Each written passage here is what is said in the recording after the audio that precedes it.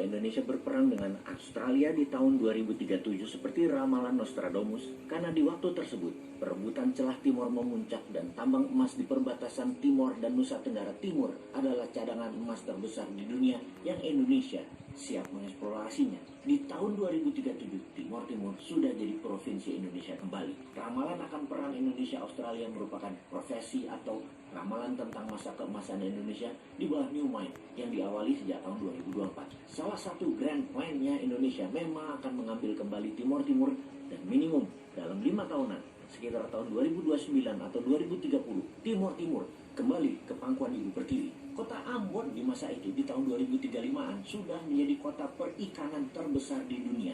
GDP warga Ambon dan sekitarnya sudah $12.000 per kapita atau 3 kali dari kekayaan sekarang.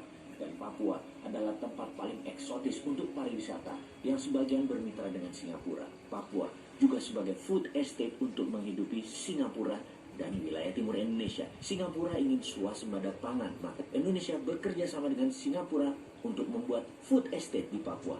Kawasan ekonomi khusus food ada di sana. Bonus lainnya, Singapura juga membangun pariwisata di Papua dengan kompensasi lainnya, yaitu listrik Singapura ambil dan beli dari PLTN, listrik tenaga nuklir Thorium Indonesia yang dibangun di Pulau Bangka. Uang warga Indonesia di Singapura yang berjumlah 5.000 triliun rupiah pindah ke Batam, di mana hal itu menjadikan Batam adalah sebagai gerbang maritim Indonesia beserta financial hub perluasan wilayah bekerja sama dengan Singapura. Kerjasama dengan Singapura menjadikan Singapura seakan provinsi Indonesia mirip Aceh, mirip Papua, mirip Timur Leste. Indonesia di tahun tersebut sudah menjadi raja ASEAN. Pembangunan ASEAN menggunakan Spice Mineral Road, semacam obornya Tiongkok, tetapi tidak pakai hutang, tidak pinjaman berbunga, namun pakai trading dan transaksi yang adil menggunakan underlying gold. Persis seperti zaman Gajah Mada menyatukan Nusantara, pakai gramasi emas alat tukar emas. 70% transaksi antar negara ASEAN sudah pakai gramasi emas. Di Indonesia sudah dual payment, bisa rupiah, bisa berat emas. Sudah 100%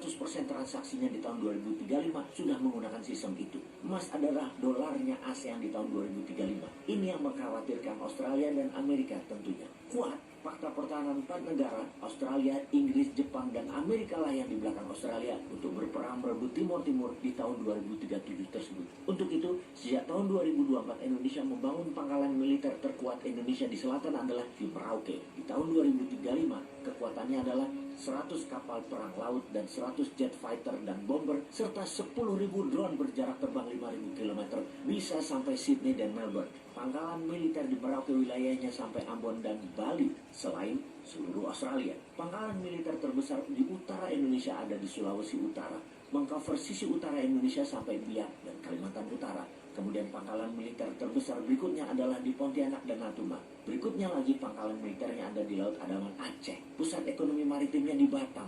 Semua adalah membuktikan bahwa di tahun 2035 Indonesia adalah the strongest country di Southern Hemisphere, negara terkuat di selatan Khatulistiwa. Tidak ada kapal asing niaga maupun militer yang lewat gratis di selat dan laut Indonesia, juga di alki udara Indonesia. Mutlak kendali Indonesia sampai wilayah stratosfer untuk satelit. Indonesia berdaulat sejak tahun 2024.